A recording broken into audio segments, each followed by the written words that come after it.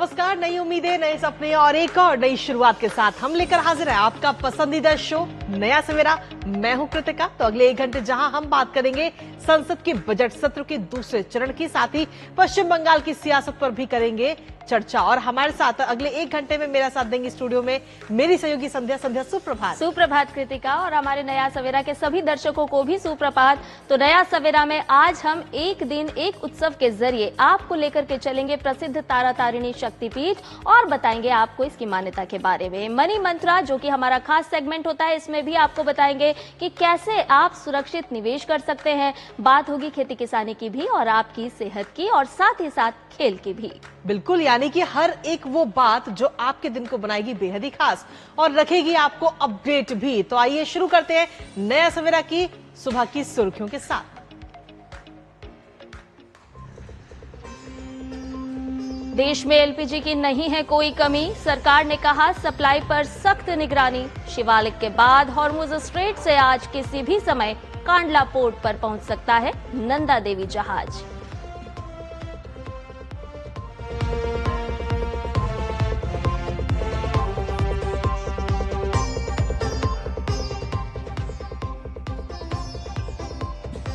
राज्यसभा की 11 में से 9 सीट पर एनडीए की बम्पर जीत। हरियाणा में देर रात तक चली मतगणना के बाद बीजेपी और कांग्रेस के एक प्रत्याशियों ने दर्ज की जीत।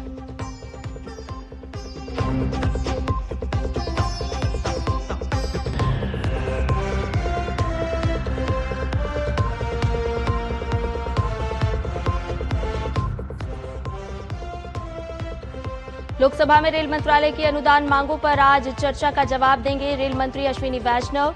निलंबित 8 सांसदों की भी होगी सदन में वापसी।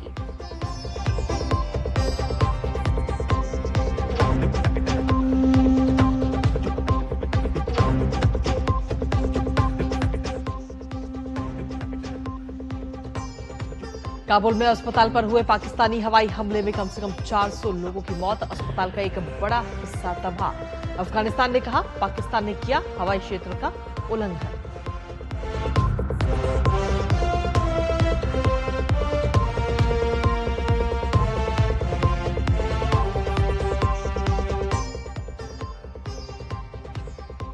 पिछले साल हुई भगदड़ के बाद बेंगलुरु का चिन्नास्वामी स्टेडियम करेगा आईपीएल के मुकाबलों का आयोजन। कर्नाटक सरकार की विशेषज्ञ समिति ने दी हरी झंडी।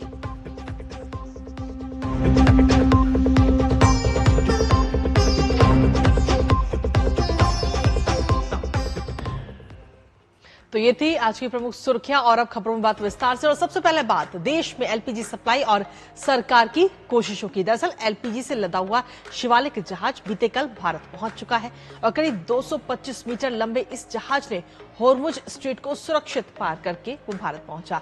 अब आज दूसरा जहाज यानी नंदा देवी कांडला पोर्ट पर किसी भी वक्त पहुंच सकता है। ईरान संघर्ष के बीच हॉर्मुज स्ट्रेट वो जगह है जिसे ईरान ने बंद कर दिया है और उसकी वजह से दुनिया भर में कच्चे तेल की कमी हो रही है। लेकिन भारत के मामले में अच्छी खबर यह है कि शिवालिक के बाद नंदा देवी नाम का दूसरा जहाज भी अब भारत की दहलीज पर कदम रखने वाला है। शिवालिक और नंदा देवी दोनों जहाजों में 92,712 मीट्रिक टन एलपीजी लदा हुआ है और इसके अलावा भारतीय ध्वज वाला जहाज जगलाडकी, जिसमें लगभग 80,800 मीट्रिक टन मुर्बान कच्चा तेल भरा हुआ है, 14 मार्च 2026 को संयुक्त अरब अमीरात से रवाना हुआ और सुरक्षित रूप से भारत की ओर अग्रसर है। इसके साथ ही जहाज और उस पर सवार सभी भारतीय नाविक भी सुरक्षित हैं। तो एक जहाज आ चुका है, दूसरा जहाज एलपीजी से लदा हुआ आज पहुंचने वाला है और तीसरा क्रूड ऑयल लेकर भारत की ओर अग्रसर है।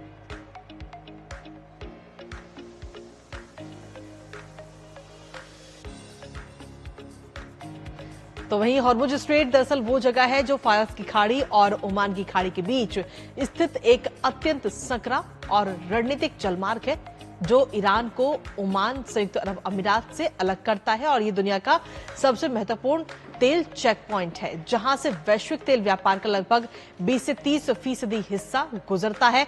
वैश्विक व्यापार ऊर्जा की लाइफलाइन है ये पूरा एरिया, जिन्हें हम तस्वीरों के जरिए भी आपको इस समय दिखा रहे हैं। तो ईरान का रणनीतिक आर्थिक हथियार है ये, और जिसे इस समय ईरान ने बंद कर रखा है, जिसकी वजह से कई देशों के जहाज जो है वो इस समय इस रास्ते को पार नहीं कर पा रहे हैं। लेकिन भारत की अगर हम रणनीतिक देखें तो रणनीतिक जीत के तौर पर इसे देखा जा रहा है, क्योंकि भारत ने ईरान के साथ सीधा संवाद किया, शांति ये संवाद रहा, जिसकी वजह से भारत के 2 जहाज इस रास्ते को पार करते हुए, एक एलपीजी से लदा हुआ ये जहाज आ चुका है भारत और दूसरा आने वाला है। तो कृतिका, ये मार्ग भले ही संकरा है लेकिन बहुत ही महत्वपूर्ण है ऊर्जा के मामले में।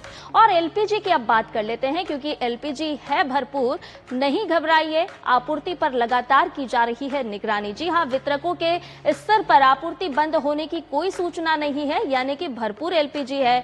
और ये बात सरकार की तरफ से कही जा रही है कि किसी भी तरह से पैनिक क्रिएट ना करें, वितरण सामान्य रूप से लगातार जारी है। वहीं ऑनलाइन बुकिंग की बात की जाए तो 84% से बढ़कर 90% हो चुकी है, यानी कि आपको एजेंसी पर जाने की जरूरत नहीं है, आप ऑनलाइन बुकिंग ही करिए, पैनिक क्रिएट ना करें। दुरुपयोग रोकने के लिए डिलीवरी ऑथेंटिकेशन कोड भी है। गैर घरेलू एलपीजी आवंटन के आदेश जारी किए गए हैं। तो एलपीजी भरपूर है, किसी तरह की घबराने की, पैनिक क्रिएट करने की कोई जरूरत नहीं है। और इसके साथ ही राज्य सरकार और जो केंद्र शासित राज्य हैं उनकी आपूर्ति निगरानी में भी अहम भूमिका इस समय नजर आ रही है, क्योंकि नियंत्रण कक्ष स्थापित किए जा रहे हैं, जिससे कि जमाखोरी और कालाबाजारी रोकने के लिए वहां से एक्शन भी लगातार लिए जा रहे हैं। और कई राज्यों में छापेमारी लगातार जारी है, खुदरा दुकानों और वितरकों पर औचक निरीक्षण भी किया जा रहा है, जिससे कि जो कालाबाजारी हो रही है और जमाखोरी है उस पर रोक लगाई जा सके। और साथ ही जिस तरीके की एलपीजी की कमी की अफवाहें फैल रही हैं उन पर भी तुरंत रोक लगाने की तमाम कोशिशें इस समय की जा रही हैं। बिल्कुल, और देखिए, ये जिम्मेदारी सिर्फ सरकार की नहीं है बल्कि आपकी और हमारी भी है कि हम किसी तरह का पैनिक क्रिएट ना करें और जिस तरह से सुचारू व्यवस्था का संचालन किया जा रहा है उसमें सहयोग भी करते हुए नजर आए। हालांकि अन्य सरकारी उपाय क्या क्या किए जा रहे हैं वो भी आपको बता देते हैं, ये जानना आपके लिए बहुत जरूरी है। घर, अस्पताल, शैक्षणिक संस्थान प्राथमिकता वाले क्षेत्र हैं जहां पर एलपीजी की सप्लाई करी जा रही है। प्राथमिकता वाले क्षेत्रों में बिना बाधा के ये आपूर्ति की जा रही है निर्बाध रूप से। रिफाइनरियों की बात की जाए तो रिफाइनरियों से घरेलू एलपीजी उत्पादन में करीब 36% की वृद्धि भी कर दी गई है। और इसीलिए हम बार बार आपसे ये कह रहे हैं कि एलपीजी भरपूर मात्रा में है। पीएनजी कनेक्शन वाले ग्राहक घरेलू कनेक्शन जमा करें, ये बात सरकार की तरफ से साफ तौर पर कही गई है कि यदि आपके पास पीएनजी कनेक्शन है तो आपको एलपीजी कनेक्शन लेने की कोई जरूरत नहीं है, और फिर भी अगर आपके पास एलपीजी कनेक्शन है तो आप उसे जमा कर दें। बिल्कुल, इसके साथ ही शहरी क्षेत्रों की अगर हम बात करें तो शहरी क्षेत्रों में बुकिंग टाइम 25 दिन और ग्रामीण क्षेत्रों में 45 दिन का बुकिंग टाइम रखा गया है। वहीं राज्य सरकार और केंद्र शासित जो सरकारें हैं उनको 48,000 किलोलीटर अतिरिक्त केरोसिन भी आवंटित किया गया है। केरोसिन दरअसल कोयले जैसे वैकल्पिक ईंधनों की उपलब्धता है और डिजिटल एलपीजी रिफिल बुकिंग को भी बढ़ावा इस समय लगातार दिया जा रहा है। तो अन्य सरकार की तरफ से जो है वो भी कई सारे उपाय इस समय सुझाए जा रहे हैं और कई सारे कदम भी उठाए जा रहे हैं।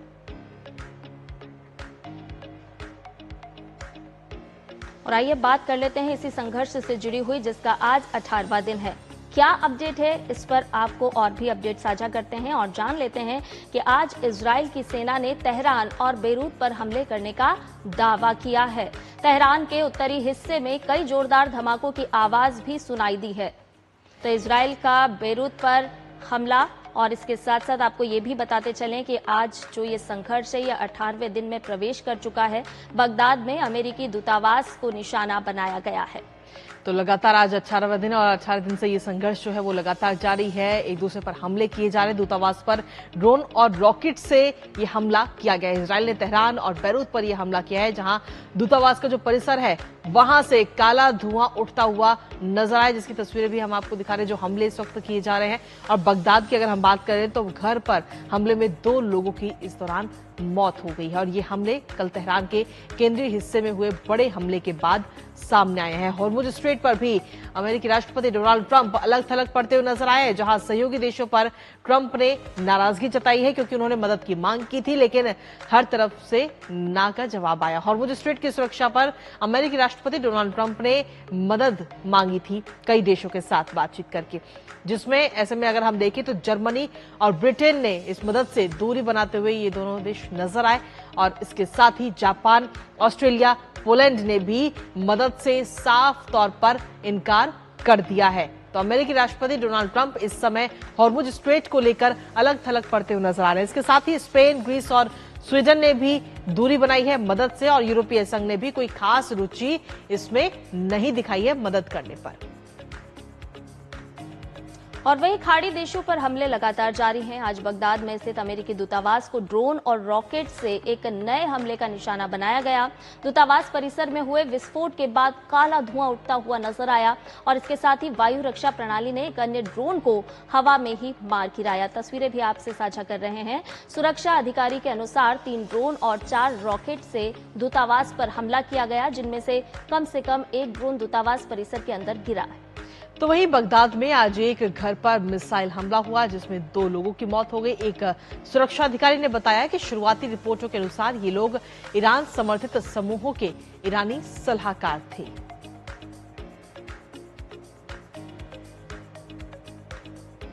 और वहीं अमेरिका के राष्ट्रपति डोनाल्ड ट्रंप ने हॉर्मुज स्ट्रेट की सुरक्षा के लिए सहयोगी देशों के रुख पर नाराजगी जताई है। ट्रंप ने कहा कि इन देशों को इस अभियान में अधिक उत्साह के साथ शामिल होना चाहिए।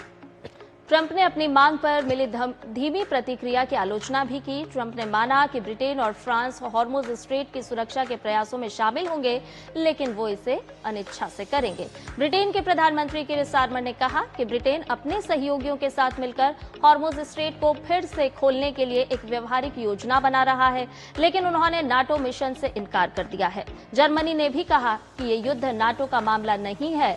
Japan, Australia, Poland, Spain, Greece और स्वीडन ने भी हॉर्मुज स्ट्रेट में किसी सैन्य भूमिका से दूरी बना ली है।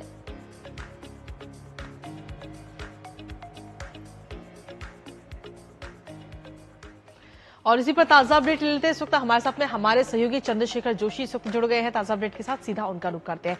चंद्रशेखर जोशी, इस संघर्ष को शुरू हुए आज 18वां दिन है संघर्ष का, लगातार एक दूसरे पर हमले किए जा रहे हैं और हाल ही में इजराइल ने तेहरान और ईरान पर एक बार फिर से जोरदार हमला बोला। चंद्रशेखर, बिल्कुल, देखिए स्थिति वैसी ही है और लगातार जो ईरान के अंदर है वो इजराइल और अमेरिका लगातार हमले कर रहे हैं और साथ ही साथ जो ईरान की ओर से ड्रोन और मिसाइल छोड़े जा रहे हैं वो भी विभिन्न खाड़ी देशों की हम बात करें या इजराइल की हम बात करें, वहां पर वो इंटरसेप्ट किए जा रहे हैं।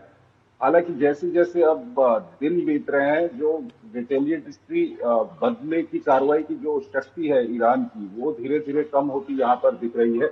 और इसका सीधा सीधा फर्क कहीं न कहीं हम देख रहे हैं, जो एक डोनाल्ड ट्रंप और यूरोप के देशों में जिस तरह से एक तनातनी हम देख रहे हैं कि नाटो किस तरह से होर्मुज की ओर आए, ये ट्रंप चाहते थे लेकिन ऐसा नहीं हो पा रहा है। तो इस युद्ध का कहीं सीधा सीधा एक फर्क दिख रहा है कि जो यूरोप और अमेरिका के संबंधों में, एक तो पहले ही हम देख चुके हैं कि ग्रीनलैंड को लेकर के इन संबंधों में काफी खटास देखी गई थी और अब होर्मुज स्ट्रेट को लेकर के अमेरिका और यूरोप के संबंधों में काफी खटास यहाँ पर देखी जा रही है। प्रेसिडेंट ट्रंप को चाइना जाना था और उन्होंने अब ये कहना है उनका कि वो अपनी चीन की यात्रा भी डिले कर सकते हैं क्योंकि वो चीन से भी नाखुश हैं इसको लेकर के। तो कुल मिला के हालात जस के तस बने हुए हैं। उधर इजराइल लगातार लेबनान पे हमले कर रहा है और लेबनान से ही रह रहकर जो हिजबुल्लाह है वो इजराइल के ऊपर रॉकेट छोड़ रहा है। और इधर इराक की हम बात करें तो इराक में वहां पर जो ईरान समर्थित मिलिशिया इराक में मौजूद है, कई सारे ग्रुप्स वहां पर मौजूद हैं, वो लगातार वहां पर जो यूएस के इंस्टॉलेशन है उस पर हमले की कोशिश कर रहे हैं। कई सारे ड्रोन वहां पर इंटरसेप्ट किए गए हैं। बगदाद में जो अमेरिका की एम्बेसी है वहां पर एक छोटे हमले की खबर है और इधर यूएई में एक इंडस्ट्रियल एरिया में एक हमले की खबर है। तो इस तरह से हालात वैसे ही बने हुए हैं और ये अलग बात है कि जो विभिन्न देश हैं खाड़ी के, वहां पर धीरे धीरे जो विमानन सेवाएं हैं वो थोड़ा पहले से अच्छी होने लगी हैं। कुछ देशों में एयर स्पेस खोल दिया गया है जी। लेकिन युद्ध रुकने के अभी कोई आसार दिखते नहीं। बिल्कुल चंद्रशेखर, अगर हम बीते 17 दिनों की बात करें तो आगे भी किस तरह की संभावनाएं बनती हुई नजर आएंगी ये कहना बहुत मुश्किल है, लेकिन यहाँ पर हम भारत की प्रभावी कूटनीति को भी देखना चाहेंगे क्योंकि जिसके परिणाम स्वरूप हम देख रहे हैं कि शिवालिक जहाज का आना और दूसरा नंदा देवी का आना।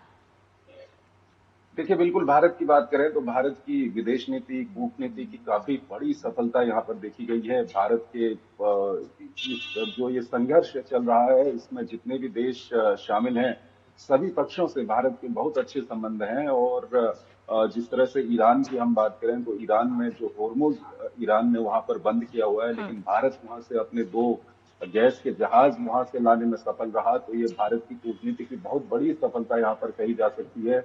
इसके अलावा खाड़ी के देशों में आप जैसा कि जानते हैं कि वहां पर लाखों की संख्या में करीब 90 लाख से 1 करोड़ के बीच वहां पर भारतीय रहते हैं। तो उन भारतीयों की सुरक्षा की चिंता भी है भारत को, और इसीलिए भारत ने खुद प्रधानमंत्री मोदी ने इस इलाके के जितने देश हैं उनके राष्ट्राध्यक्षों के साथ बातचीत की, और उसके अलावा जो लोग भारत आना चाहते हैं, वहां से अपने देश वापस आना चाहते हैं, जी। उनके लिए भी व्यवस्था की जा रही है।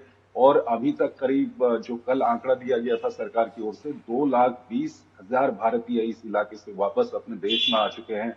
ईरान में कई सारे छात्र और लोग वहां पर फंस गए थे, तो आर्मीनिया के रास्ते भारत ने क्या किया कि वहां से करीब 550 लोगों को, उसमें छात्र भी मौजूद हैं, उनको आर्मीनिया के रास्ते से उनको दिल्ली लाया गया। तो इस पूरे मामले में अगर आप देखें तो भारत की विदेश नीति एक उदाहरण बन रही है पूरी दुनिया के लिए।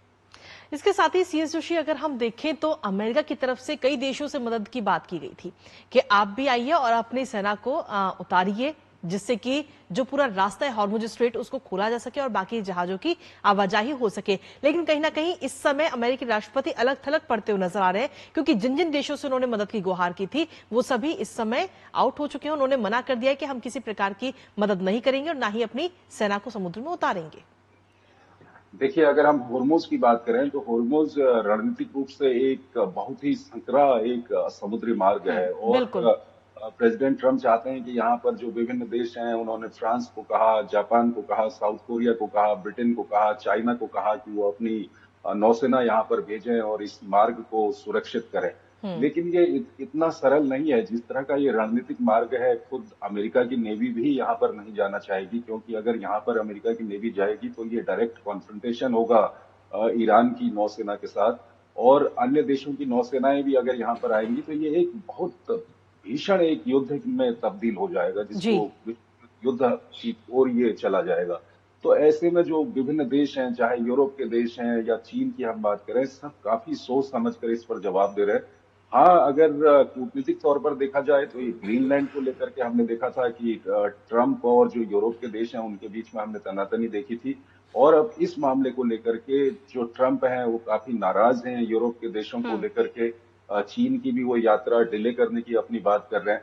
तो एक बार फिर ईरान का फर्क हम देख रहे हैं कि सीधे सीधे नाटो के अंदर में कहीं न कहीं अमेरिका अलग थलग पड़ते जा रहा है। अमेरिका और यूरोप के देशों के संबंध वहां पर सही नहीं लग रहे, और कूटनीतिक रूप से चीन और अमेरिका जो अभी उनके बीच में थोड़ा नजदीकी हो रही थी, थोड़ा बातचीत हो रही थी, उसमें भी थोड़ा सा यहाँ पर परेशानी शुरू हो गई है। चलिए, बहुत शुक्रिया चंद्रशेखर, तमाम जानकारी हमसे इस वक्त साझा करने के लिए। और नया सवेरा में फिलहाल रुकने एक छोटे से ब्रेक के लिए जल्द हाजिर होंगे।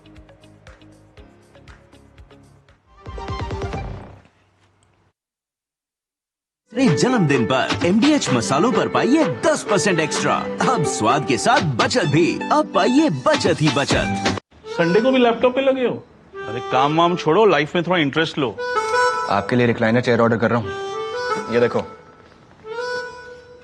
अरे इतनी महंगी चेयर क्यों ले रहा है? आप ही कहते हो लाइफ में ज्यादा इंटरेस्ट लो। अब जब ज्यादा इंटरेस्ट मिल रहा है तो कहीं खर्चने तो दो। ज्यादा इंटरेस्ट? स्टेबल मनी पे घर बैठे एफडी कराएं और पाएं 1% तक इंटरेस्ट। स्टेबल मनी, इंडिया का FD booking app, download now. टर टर टर टर, सिस्टर बीना का मैसेज आया है, अर्जेंट। लिखा है, मेरे बच्चे के ट्रीटमेंट के लिए 1 लाख रुपए चाहिए डॉक्टर, तुरंत भेज दीजिए प्लीज। सिस्टर बीना, मैं पहले सिस्टर बीना को फोन करके पूछूंगी, फिर भेजूंगी, क्योंकि मैं मूर्ख नहीं हूँ। Well done doctor. यूपीआई कहता है अगर पहचान के व्यक्ति से भी ऐसे मैसेज आए तो हो सकता है कि उनके मैसेजिंग ऐप हैक हो। तो पहले नॉर्मल कॉल करके चेक करो और कहो, मैं मूर्ख नहीं हूँ। जाइए, आप भी किसी का टेस्ट लीजिए।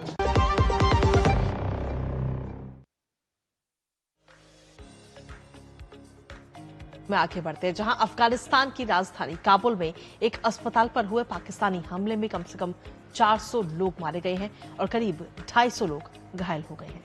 तालिबान सरकार के प्रवक्ता ज़बीहुल्लाह मुजाहिद ने बताया है कि पाकिस्तानी हवाई हमले में अस्पताल का एक बड़ा हिस्सा नष्ट हो गया है। उन्होंने घायलों की संख्या बढ़ने की भी आशंका व्यक्त की है। उन्होंने कहा कि पाकिस्तानी सैन्य शासन ने एक बार फिर अफगानिस्तान के हवाई क्षेत्र का उल्लंघन किया और काबुल में एक नशा मुक्ति अस्पताल को निशाना बनाया। इसके परिणाम स्वरूप अस्पताल में इलाज करा रहे नशा पीड़ितों की मौत हो गई और कई अन्य घायल हो गए हैं। यह हमला अफगान अधिकारियों द्वारा दोनों पक्षों के बीच साझा सीमा पर गोलीबारी की सूचना देने के कुछ घंटों के बाद हुआ। अफगानिस्तान के लिए संयुक्त राष्ट्र मानवाधिकार के विशेष दूत रिचर्ड बेनेट ने अस्पताल पर हुए इस हमले में आम नागरिकों की मौत पर चिंता भी व्यक्त की है। अंतर्राष्ट्रीय मानवाधिकार फाउंडेशन ने भी हमले की निंदा करते हुए कहा है कि अस्पतालों जैसे सार्वजनिक स्थानों को निशाना नहीं बनाया जाना चाहिए। काबुल में स्थिति तनावपूर्ण बनी हुई है क्योंकि निवासियों ने शहर के ऊपर लगातार हवाई गतिविधियों की सूचना दी है। पाकिस्तानी सेना ने हाल के सप्ताह में कई बार काबुल पर हमले किए हैं, जिससे भारी संख्या में आम नागरिक हताहत हुए हैं।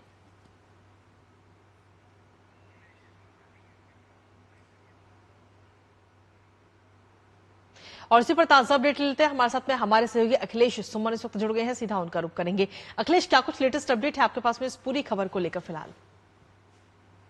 देखिए, इस खबर के बारे में बताऊं तो यह है कि काबुल इंटरनेशनल एयरपोर्ट है। काबुल इंटरनेशनल एयरपोर्ट के करीब ये नशा मुक्ति केंद्र, उमूद नशा मुक्ति केंद्र जिसको बोला जाता है, इस नशा मुक्ति केंद्र पे अफगानिस्तान के बहुत सारे जो नौजवान हैं, ऐसे अफगानिस्तान में एक समय अफीम की खेती होती थी, अभी तो बहुत कम हो गई है, और उसके चलते नशा जो है वो नौजवानों के अंदर काफी जड़ पकड़ लिया था।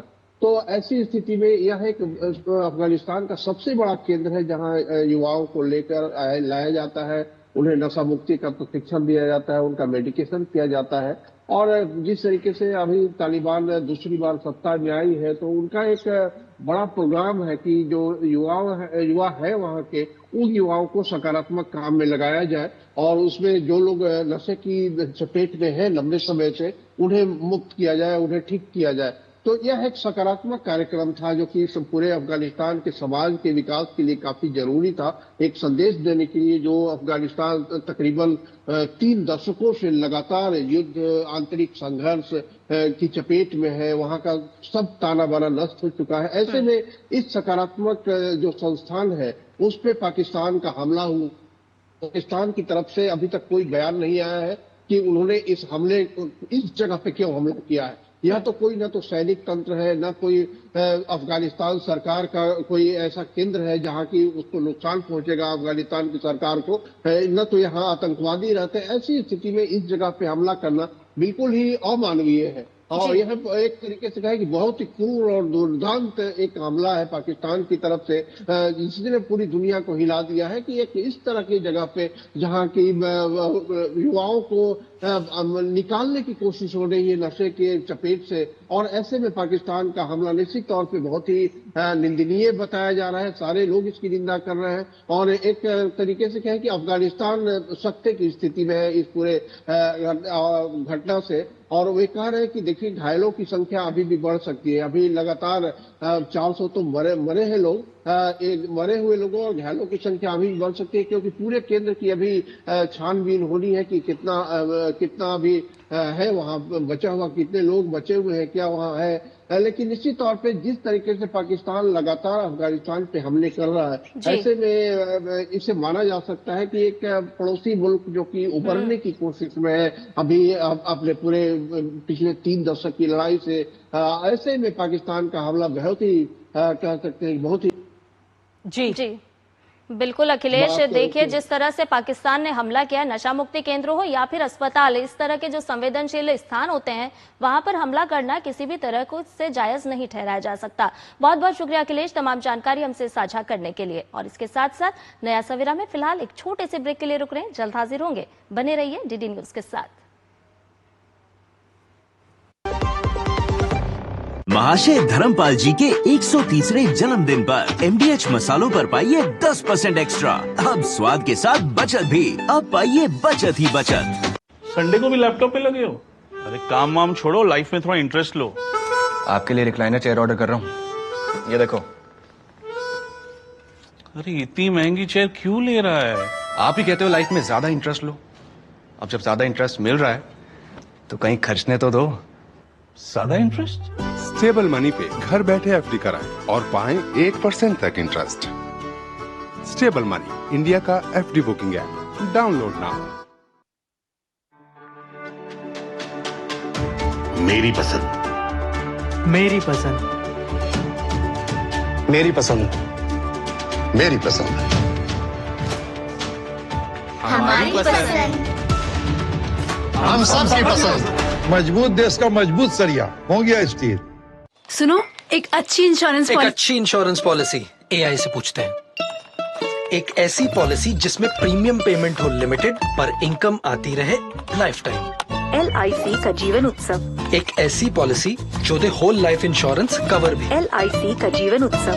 वाह, चलो तो LIC की जीवन उत्सव पॉलिसी ही लेते हैं। मैं भी तुमसे यही कह रही थी, LIC का जीवन उत्सव। लाइफ टाइम सेलिब्रेशन मनाइए LIC के जीवन उत्सव के साथ, फ्यूचर सेट है। ब्रेक के बाद नया सवेरा में आपका एक बार फिर से स्वागत है और आइए बढ़ते हैं आगे। राज्यसभा चुनाव के बाद हरियाणा की 2 सीटों के नतीजे देर रात घोषित हुए, जहां बीजेपी के संजय भाटिया और कांग्रेस के करमवीर सिंह बौद्ध विजयी रहे हैं। मतदान गोपनीयता उल्लंघन के आरोपों के बीच ये चुनाव काफी चर्चा में रहा और राजनीतिक हलचल भी काफी तेज रही। इसके साथ ही इस पर मुख्यमंत्री नायब सिंह सैनी ने देर रात दोनों नेताओं को जीत पर बधाई दी और कहा कि कांग्रेस को अपने ही विधायकों पर भरोसा नहीं है।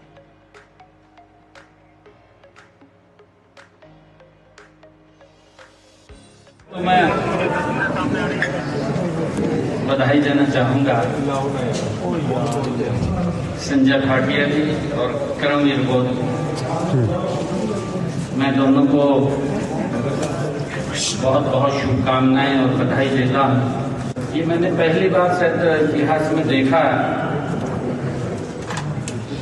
कि कांग्रेस को अपने विधायकों पर विश्वास नहीं।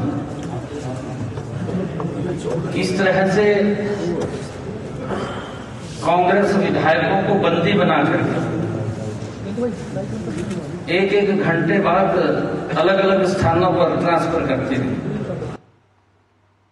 और वहीं लोकसभा अध्यक्ष ओम बिरला की ओर से बुलाई गई सर्वदलीय बैठक में इस बात पर सहमति बनी कि निलंबित सांसदों का सस्पेंशन आज वापस ले लिया जाएगा और इसका समय दोपहर 12 बजे निर्धारित किया गया है।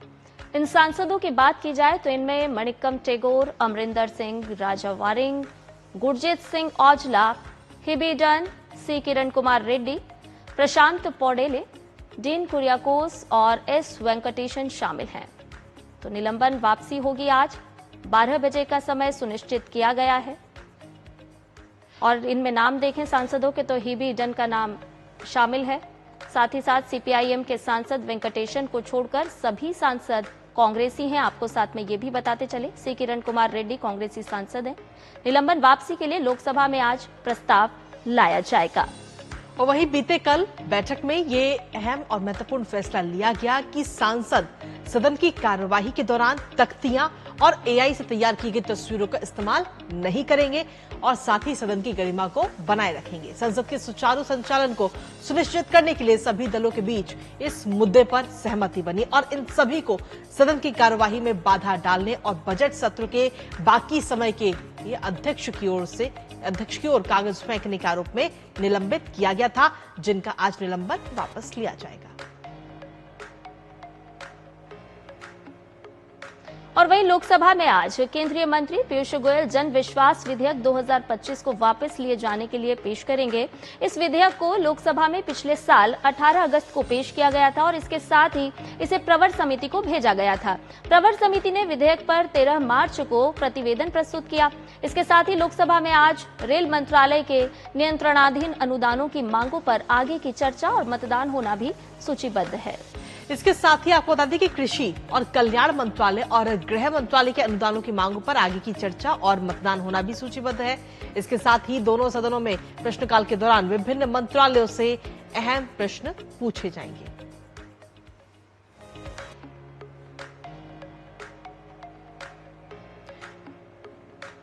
तो आपको बता दें कि लोकसभा में आज अहम विधायी कार्य है और कृषि मंत्रालय के अनुदानों पर भी चर्चा और मतदान होना है।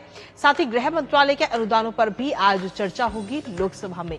तो आज लोकसभा में क्या कुछ खास कामकाज है वो हम आपको बता रहे हैं। ये तो हुई लोकसभा की बात। अब बात राज्यसभा की भी, क्योंकि राज्यसभा में आज वित्त मंत्री निर्मला सीतारमण विनियोग विधेयक 2026 विचार के लिए पेश करेंगी। विधेयक को चर्चा के बाद लोकसभा के लिए लौटाया जाएगा और इसके साथ ही उच्च सदन में आज ग्रामीण विकास मंत्रालय के कामकाज पर शुरू हुई चर्चा को भी आगे बढ़ाया जाएगा।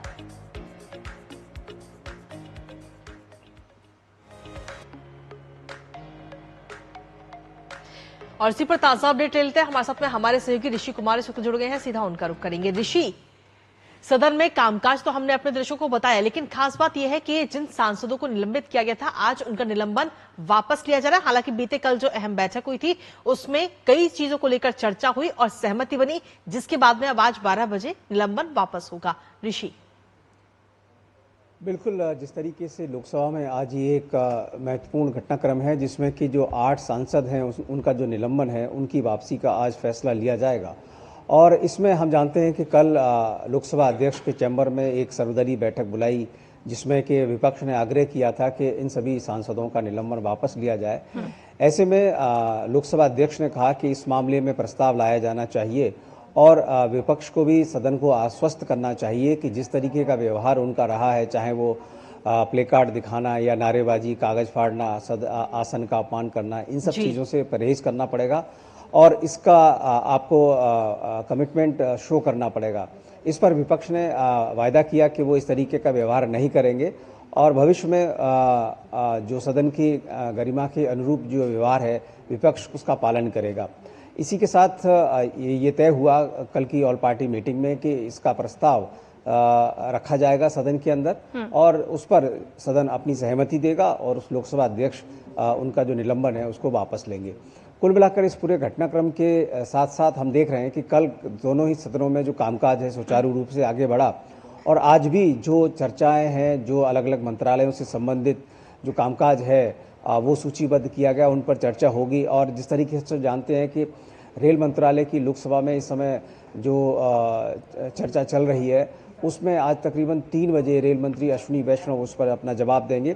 इसी तरीके से वित्त मंत्री निर्मला सीतारमण को भी जो राज्यसभा में चर्चा चल रही है उससे संबंधित अपना जवाब देना है और ये जो विधेयक है इसको वापस लोकसभा को भेजना है।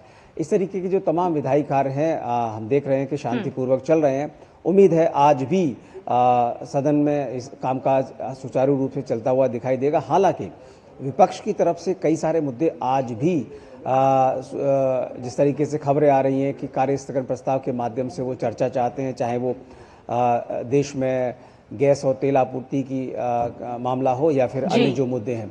लेकिन देखना होगा कि इस पर विपक्ष कितना अपना तीखा स्वरूप अपनाता है। लेकिन कल हमने देखा था, उसी लिहाज से देखें तो आज शांतिपूर्वक दोनों ही सदन चलने की संभावना है। बिल्कुल ऋषि, कल हुई सर्वदलीय बैठक के बाद अब साफ तौर पर उम्मीद तो यही जाग रही है कि आज सदन की कार्रवाई सुचारू रूप से संचालित होगी। जिस तरह से हमने कल सदन में कामकाज होते हुए देखा वैसे ही आज भी कामकाज होता हुआ नजर आएगा। बहुत बहुत शुक्रिया ऋषि तमाम जानकारी हमसे साझा करने के लिए। चलिए आपको लिए चलते हैं पश्चिम बंगाल, क्योंकि पश्चिम बंगाल में विधानसभा चुनाव की तारीखों की घोषणा के ठीक अगले ही दिन बीजेपी ने अपनी पहली उम्मीदवारों की सूची जारी कर दी है। लगभग 50% सीट के लिए 144 उम्मीदवारों के नाम घोषित करके पार्टी ने ये संदेश भी देने की कोशिश की है कि वो चुनावी मुकाबले को लेकर पूरी तरह से तैयार है और गंभीर भी है। इसके साथ ही राजनीतिक विश्लेषकों का मानना है कि 2021 के चुनाव में बीजेपी कई कारणों से पीछे रह गई थी, लेकिन इस बार पार्टी ने उन गलतियों को सुधारने की कोशिश की है। उम्मीदवारों के चयन में पैराशूट कैंडिडेट की बजाय स्थानीय और जो जमीनी कार्यकर्ता हैं उनको इस बार प्राथमिकता दी गई है। इस पहली सूची में यही नजर आता है। इसके साथ ही अधिकांश विधायकों को दोबारा टिकट दिया गया। संगठन के जो पुराने चेहरे हैं उन पर भरोसा के साथ साथ पुराने नेतृत्व पर एक बार फिर से भरोसा और विश्वास जताया गया है। अब स्थानीय समीकरण की बात करें तो स्थानीय समीकरण और संगठनात्मक अनुभव को भी तवज्जो दी गई है। गौर से देखा जाए तो बीजेपी की पहली सूची में बड़ा राजनीतिक संदेश भी छिपा हुआ है। पार्टी ने विपक्ष के नेता शुवेंदु अधिकारी को नंदीग्राम और भवानीपुर से भी उम्मीदवार बनाया है। 2021 की बात करते हैं, क्योंकि यहां पर ममता बनर्जी नंदीग्राम सीट पर शुवेंदु अधिकारी से हार गई थी और इसके बाद उन्होंने भवानीपुर उपचुनाव जीतकर विधानसभा में वापसी की, लेकिन इस बार बीजेपी ने उन्हें घेर लिया है और सीधी चुनौती देने की रणनीति भी तैयार कर ली है। इसके साथ ही पार्टी ने अपने पूर्व प्रदेश अध्यक्ष दिलीप घोष को भी उनकी पुरानी सीट खड़गपुर सदर से एक बार फिर से चुनावी मैदान में उतारा है। इसके अलावा लेखक, पत्रकार और पूर्व राज्यसभा सांसद स्वपन दास गुप्ता को कोलकाता की प्रतिष्ठित और बौद्धिक मानी जाने वाली सीट रास बिहारी से चुनावी मैदान में उतारा है, अपना उम्मीदवार बनाया है। और फायर ब्रांड महिला नेता अग्निमित्रा पॉल भी इस बार चुनावी मैदान में है। तो ममता को सीधे चैलेंज देती हुई नजर आ रही है भारतीय जनता पार्टी, पूरी तैयारी के साथ मैदान में है और दिलीप घोष को खड़गपुर सदर से फिर से मौका मिला है। तो बीजेपी वर्सेस टीएमसी को अगर हम देखें तो पूरे जोर शोर के साथ तैयारी में है भारतीय जनता पार्टी। बौद्धिक सीट पर बड़ा नाम भी यहाँ पर सामने है। तो ममता बनर्जी की टीएमसी को चुनौती देती हुई भारतीय जनता पार्टी, स्वपन दास गुप्ता की बात की जाए तो उनको रास बिहारी से टिकट मिला है।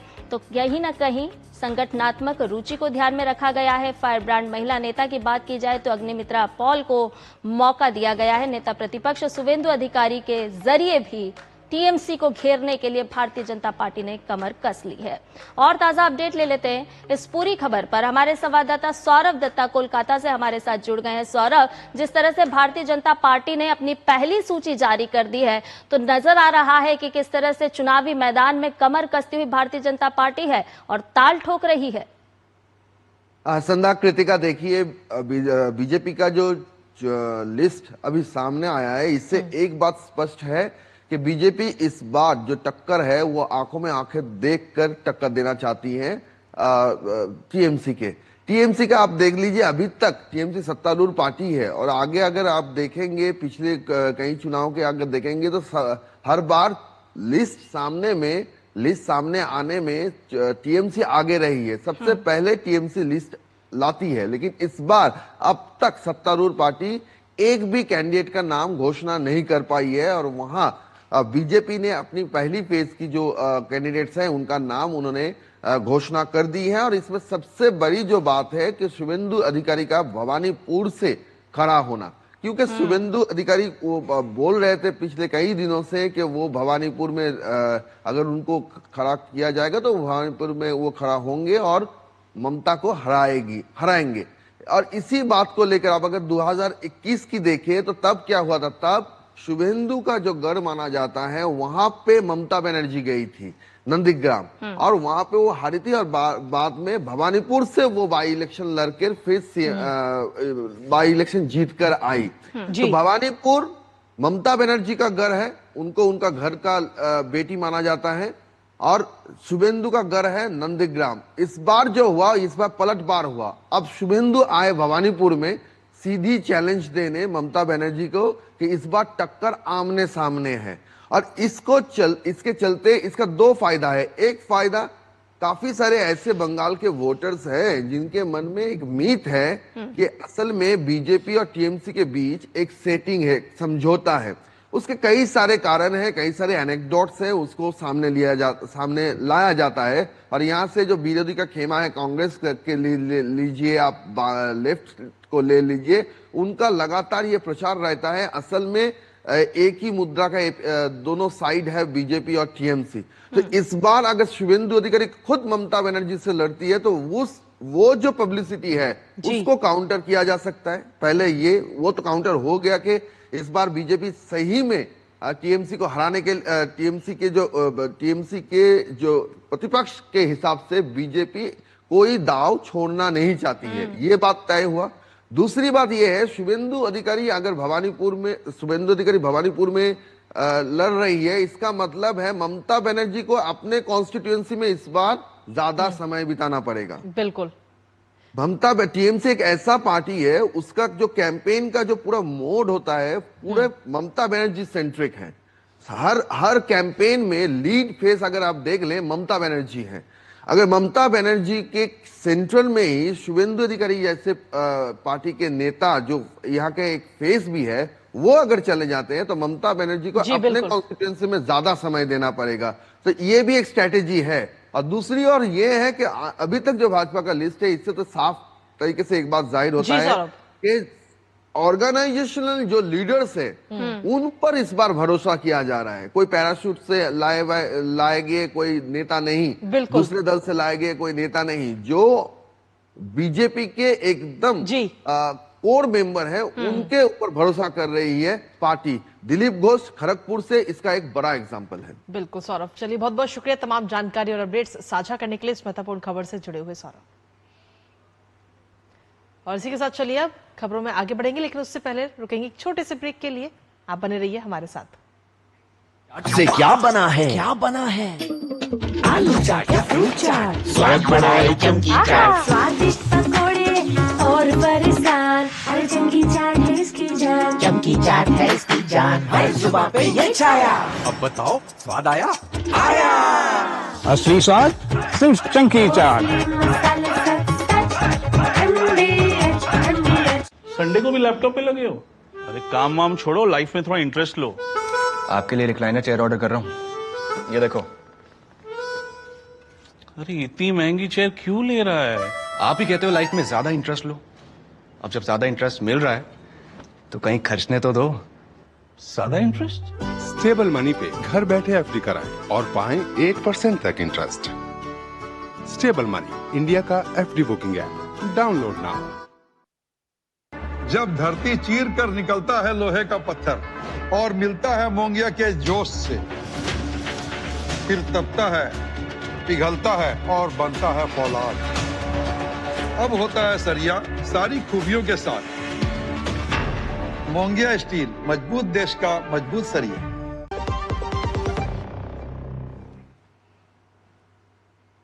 और ब्रेक के बाद एक बार फिर से स्वागत आप सभी का नया सवेरा में। आगे बढ़ते हैं और अब बात करेंगे समाचार पत्रों में छपी प्रमुख और दिलचस्प खबरों की प्रेस रिपोर्ट के जरिए।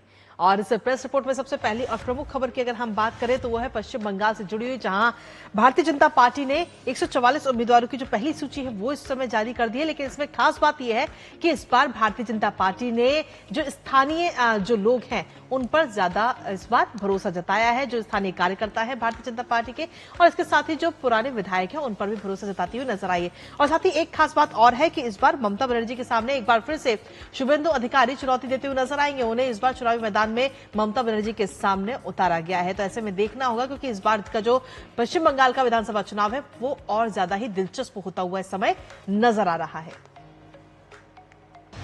बात करते हैं अगली खबर की। आपको ट्रैफिक जाम से कैसे राजधानी दिल्ली से निजात दिलाई जा सकती है, इसके लिए रेखा गुप्ता की सरकार लगातार प्रयासरत है। और इसी कड़ी में आपको ये भी बताते चले कि कैबिनेट बैठक जो हुई उसमें 2 महत्वपूर्ण परियोजनाओं पर मुहर लगी है।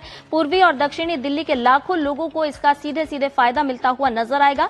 बारापुला फेज 3 और एमबी रोड पर एलिवेटेड मार्गों को मंजूरी मिली है ताकि ट्रैफिक जाम से निजात दिलाई जा सके। और इसी के साथ ही आपको बता दें कि तीसरी महत्वपूर्ण खबर जिन्हें समाचार पत्रों में प्रमुख तौर पर प्रकाशित किया गया है वो है कि उत्पादों की जो शुद्ध मिलावटी होने की जानकारी अब जो डिजिटल नाक है वो देता हुआ नजर आएगा। दरअसल बीएयू ने इस मशीन को तैयार किया है, पूरी तरह से डिजाइन किया है, जो सुगंध और रासायनिक से उसकी पहचान करेगी और जो जीआई उत्पाद है जिसके जरिए उनकी जो विश्वसनीयता है वो और ज्यादा मजबूत होती नजर आएगी। किसानों को इससे सीधे तौर पर फायदे होंगे, क्योंकि उत्पाद की जो है वैज्ञानिक ग्रेडेड इससे मुमकिन होगी। साथ ही बाजार में भरोसा बढ़ेगा और निर्यात के अवसर बढ़ेंगे। साथ ही कीमत बढ़ने से किसानों की आय में भी वृद्धि होती हुई नजर आएगी। तो ये जो डिजिटल नाक है वो अब शुद्ध मिलावटी होने की जानकारी आप तक पहुंचाएगी। तो ये थी आज प्रमुख खबर जिन्हें समाचार पत्रों में प्रकाशित किया गया। और इसी बीच नया सवेरा में रुकेंगे एक और छोटे से ब्रेक के लिए। आप बने रहिए हमारे साथ। टर टर टर टर सिस्टर बीना का मैसेज आया है, अर्जेंट। लिखा है, मेरे बच्चे के ट्रीटमेंट के लिए 1 लाख रुपए चाहिए डॉक्टर, तुरंत भेज दीजिए प्लीज। सिस्टर बीना, मैं पहले सिस्टर बीना को फोन करके पूछूंगी फिर भेजूंगी, क्योंकि मैं मूर्ख नहीं हूँ। Well done doctor. यूपीआई कहता है अगर पहचान के व्यक्ति से भी ऐसे मैसेज आए तो हो सकता है कि उनके मैसेजिंग ऐप हैक्ड हो। तो पहले नॉर्मल कॉल करके चेक करो और कहो मैं मूर्ख नहीं हूँ। जाइए आप भी किसी का टेस्ट लीजिए। संडे को भी लैपटॉप पे लगे हो? अरे काम वाम छोड़ो, लाइफ में थोड़ा इंटरेस्ट लो। आपके लिए रिक्लाइनर चेयर ऑर्डर कर रहा हूँ, ये देखो। अरे इतनी महंगी चेयर क्यों ले रहा है? आप ही कहते हो लाइफ में ज्यादा इंटरेस्ट लो। अब जब ज्यादा इंटरेस्ट मिल रहा है तो कहीं खर्चने तो दो। ज्यादा इंटरेस्ट? स्टेबल मनी पे घर बैठे एफडी कराएं और पाएं 1% तक इंटरेस्ट। स्टेबल मनी, इंडिया का FD booking app, download now. Break के बाद नया सवेरा में आपका एक बार फिर से स्वागत है। आइए बढ़ते हैं आगे और आपको लिए चलते हैं हमारे खास सेगमेंट मनी मंत्रा की ओर। जी हाँ, मनी मंत्रा में आज हम बात कर रहे हैं लंबी अवधि के निवेश की। तो इक्विटी म्यूचुअल फंड्स को एक बेहतर विकल्प के तौर पर माना जाता है। अब क्या होता है मल्टी कैप फंड, ये भी आपको समझा देते हैं। दरअसल आपको बता दें कि ये म्यूचुअल फंड की एक कैटेगरी है और अलग अलग कंपनियों में किया जाता है निवेश, और लार्ज, मिड और स्मॉल कैप में आप इसमें निवेश कर सकते हैं। इसके जरिए निवेशकों को बेहतर डाइवर्सिफिकेशन मिलता है। तीनों कैटेगरी में कम से कम 25% निवेश जरूरी है। और साथ ही आपको बता दें कि लंबी अवधि के निवेश के लिए बेहतर विकल्प के तौर पर भी इसे देखा जाता है मल्टी कैप फंड को।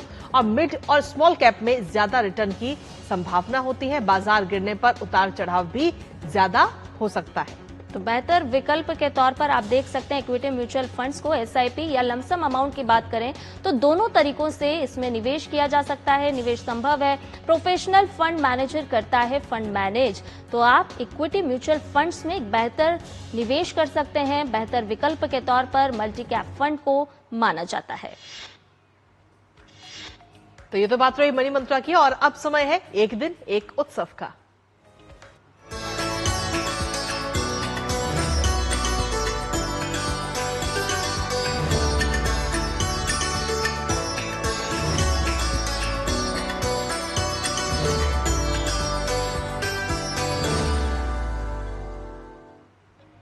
तो हमारी खास सीरीज एक दिन एक उत्सव में आज आपको लिए चल रहे हैं दक्षिण ओडिशा के गंजाम जिले में, जहां रत्नागिरी पहाड़ी पर स्थित तारा तारिणी शक्तिपीठ में चैत्र पर्व के दौरान भक्तों की भारी भीड़ उमड़ती है।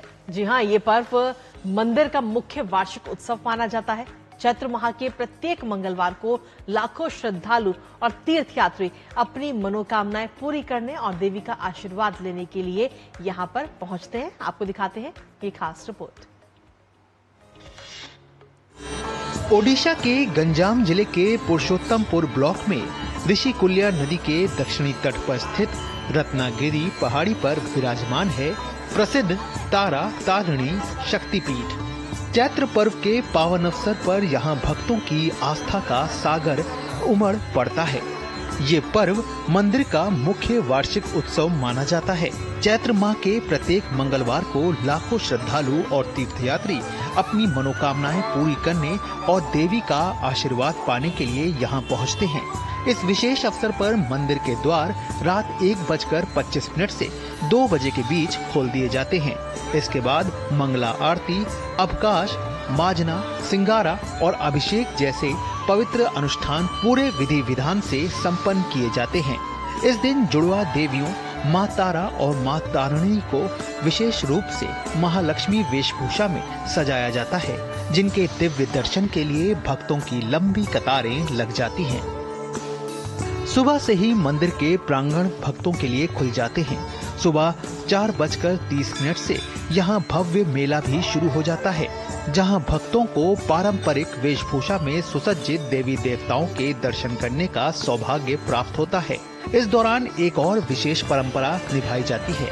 श्रद्धालुओं के बच्चों का मुंडन संस्कार सुबह 3 बजे से ही पहाड़ी की तलहटी में शुरू हो जाता है।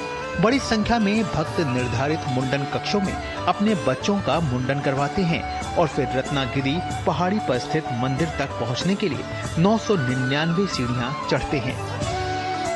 हालांकि भक्तों की सुविधा के लिए बस और रोपवे की व्यवस्था भी की गई है, जिससे श्रद्धालु आसानी से मंदिर तक पहुंचकर मां तारा तारिणी का आशीर्वाद प्राप्त कर सकें।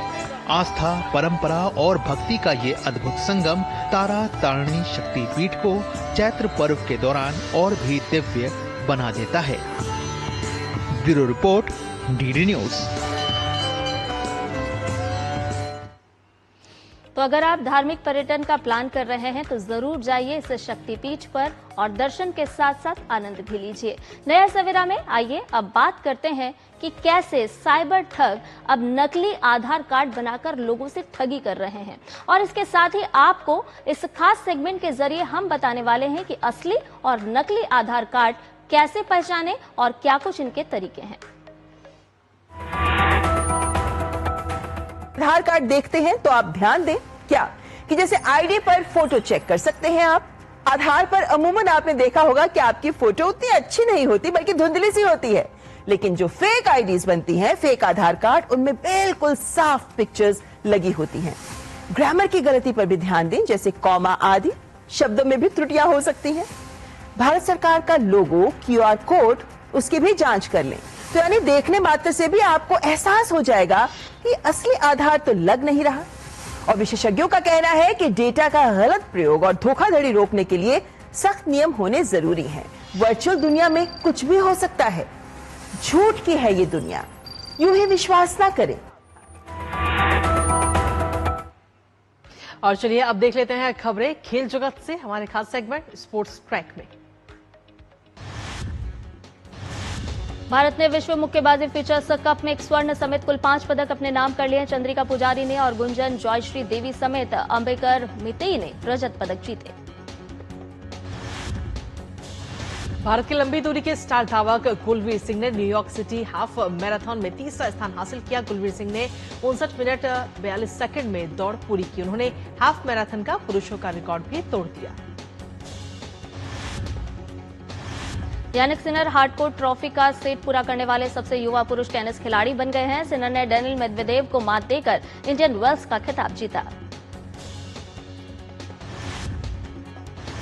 वहीं अरीना सबालेंका ने इंडियन वेल्स का खिताब अपने नाम कर लिया है। फाइनल मुकाबले में सबालेंका ने रायबाकिना को 3-6, 6-3, 7-6 से मात दी। अगले महीने होने वाली कतर मोटो ग्रां प्री नवंबर तक के लिए स्थगित कर दी गई है। पश्चिम एशिया में चल रहे संघर्ष के कारण यह फैसला लिया गया है। और चलिए नया सवेरा में अब बात कर लेते हैं मौसम की और जानते देश भर में मौसम का हाल, अधिकतम और न्यूनतम तापमान।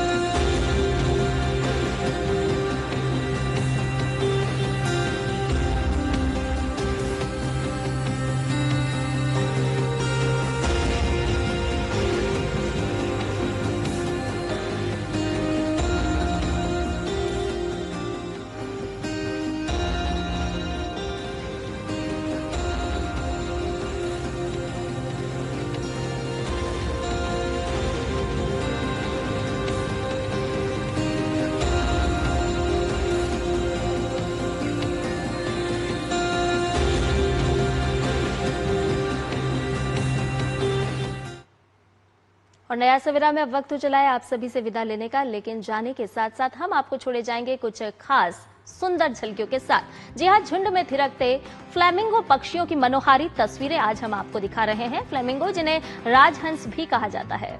बिल्कुल, और फ्लेमिंगो की अगर हम बात करें तो अपनी लंबी पतली टांगों और लंबी गर्दन और साथ ही गुलाबी सफेद पंखों वाले ये आकर्षक जल पक्षी जिनकी तस्वीर बेहद खूबसूरत आती है।